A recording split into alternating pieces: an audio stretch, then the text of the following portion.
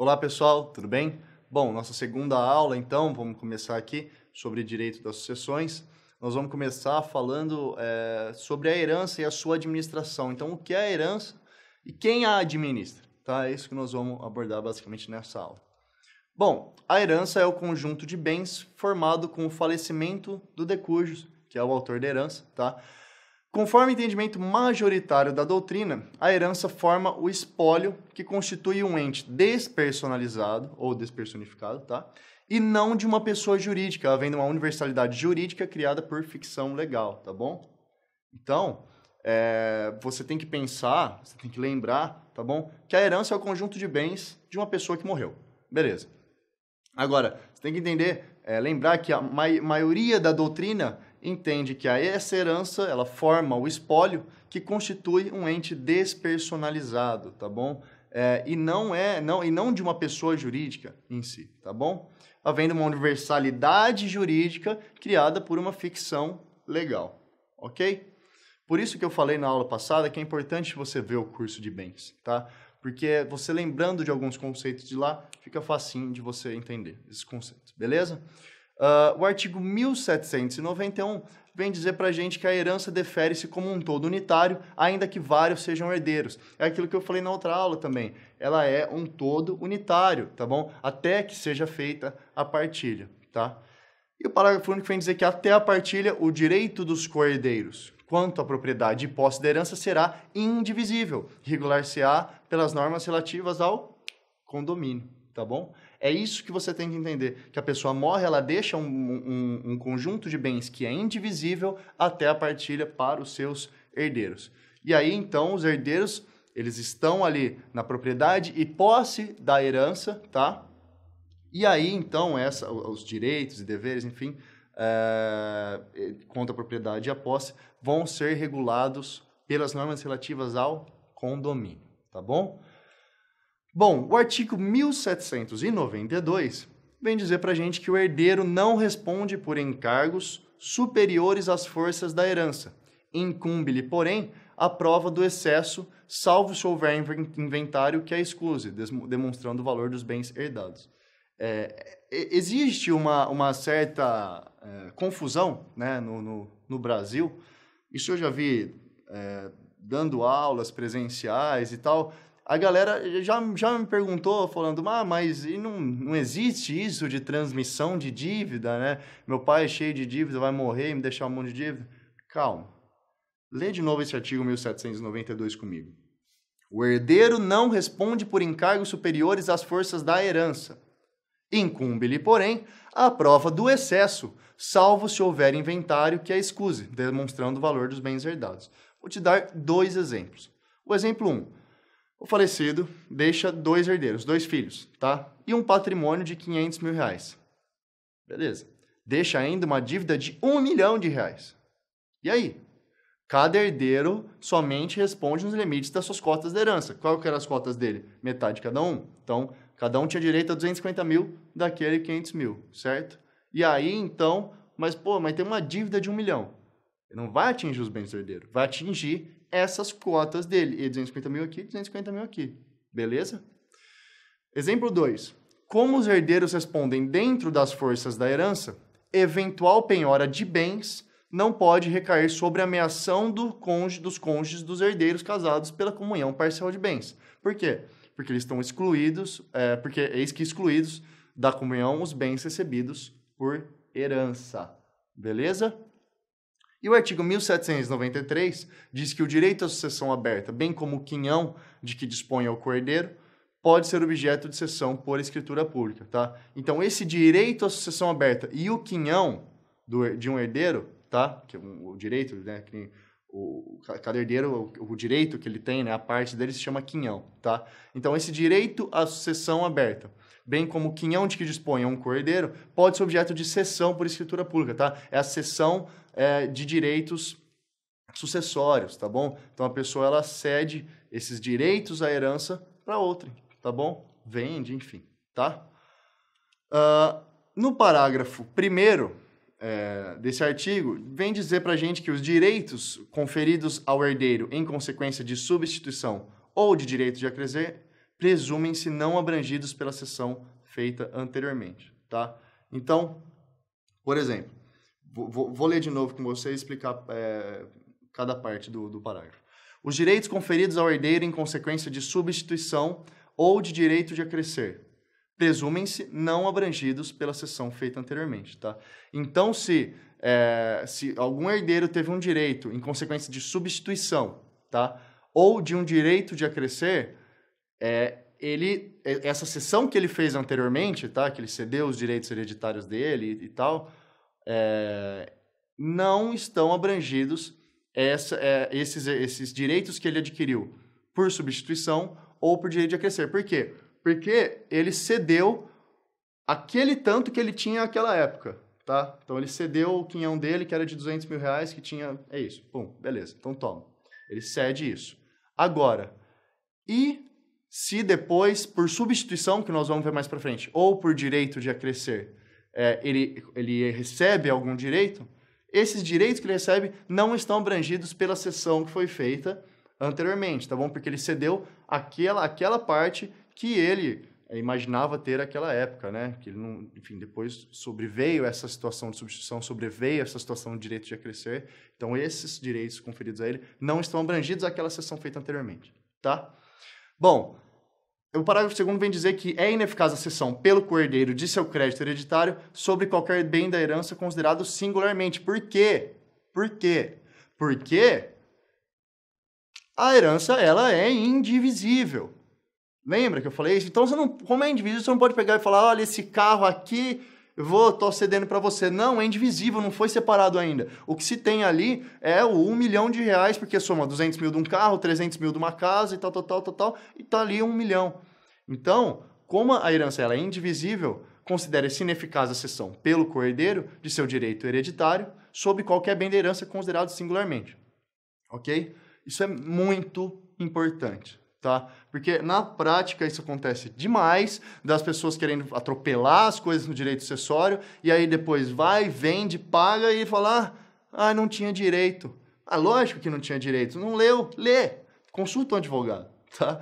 E aí então você vai ver que nesse caso é ineficaz a cessão, tá bom? Que é o exemplo que eu dei aqui, que se um herdeiro vender um veículo que compõe a herança isoladamente, tal alienação é ineficaz, tá? E o parágrafo 3º vem dizer que é ineficaz a disposição sem prévia autorização do juiz da sucessão por qualquer herdeiro de bem componente do acervo hereditário pendente à indivisibilidade, tá bom? Então, é parecido com o que eu disse anteriormente, que por que esse parágrafo vem reforçar. Ele vem dizer que é ineficaz essa disposição sem ser autorizado pelo juiz ou por qualquer herdeiro, tá bom? Então, é parecido com o parágrafo anterior, tá bom? De bem componente do acervo hereditário pendente à indivisibilidade. Por quê? Porque a herança é indivisível, então a pessoa não pode ceder um bem ali, como eu disse, um carro enfim, do montante todo da herança, né? Porque, como eu disse, a herança ela é um bem divisível, então a herança ela compõe 1 milhão de reais. Dentro desse 1 milhão de reais, tem vários bens que somados dão 1 milhão de reais. A pessoa não pode ir lá e vender o imóvel de 300 mil, a casa de 200 mil, não pode ir lá vender o carro de 100 mil, tá bom? Isso só depois da partilha, porque aí sim a pessoa tem a propriedade, né? Ela já está partilhada, tá bom? Bom, e o artigo 1794... vem dizer para a gente que o coerdeiro não poderá ceder a sua cota hereditária a pessoa estranha à sucessão se outro herdeiro a quiser tanto por tanto. Ou seja, se, como eu disse, a sua cota hereditária pode ser cedida, não o bem enquanto pendente à indivisibilidade, beleza? Então, se o herdeiro quer ceder a cota, tá, a uma pessoa, a um terceiro, tá, que não é da família, se o outro herdeiro quiser essa cota dele e pagar o mesmo tanto que o outro terceiro pagaria, ele tem direito de preferência, tá bom?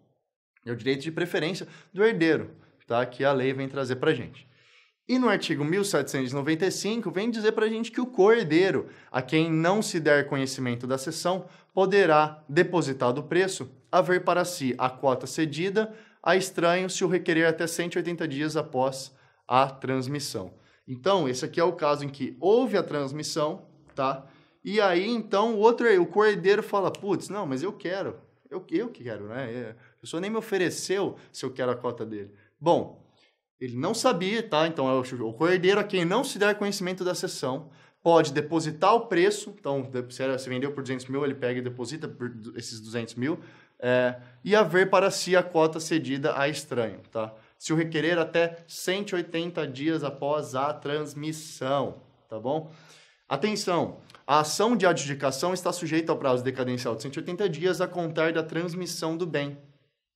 Diante da valorização da boa-fé objetiva, o prazo deve ser contado da ciência da realização da alienação e não da alienação em si, tá bom? Que é um pouco, que vai um pouco contra o que está dizendo o artigo 1795, porque ele diz que é 180 dias após a transmissão. Mas o Código Civil, se você pensar na constitucionalização do Código Civil, se você pensar nos princípios que regem o Código Civil, um dos mais fortes é a boa-fé, né? Então, você tem que ler esse artigo.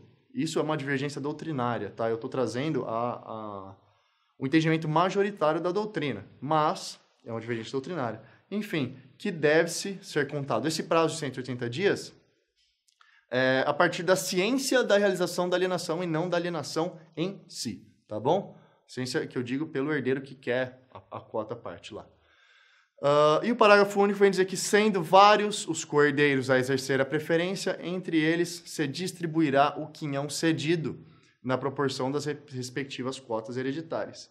Então, se vários herdeiros querem exercer essa preferência, entre eles vai se distribuir esse quinhão, tá? Lógico, eles têm que pagar, né? Enfim.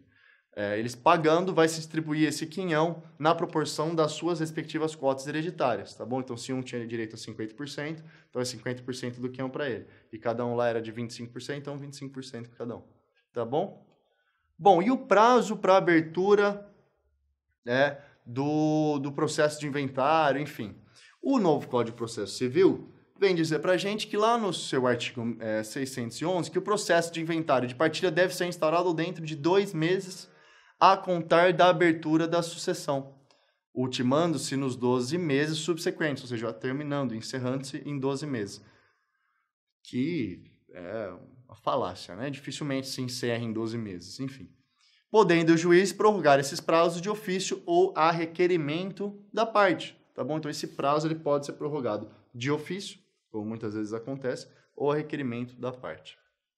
Bom, e continuando então, eu vou dizer para vocês que a inércia do responsável, tá, pela abertura do inventário, poderá ensejar a atuação de outro interessado na herança que tenha legitimidade concorrente ou providência ex officio.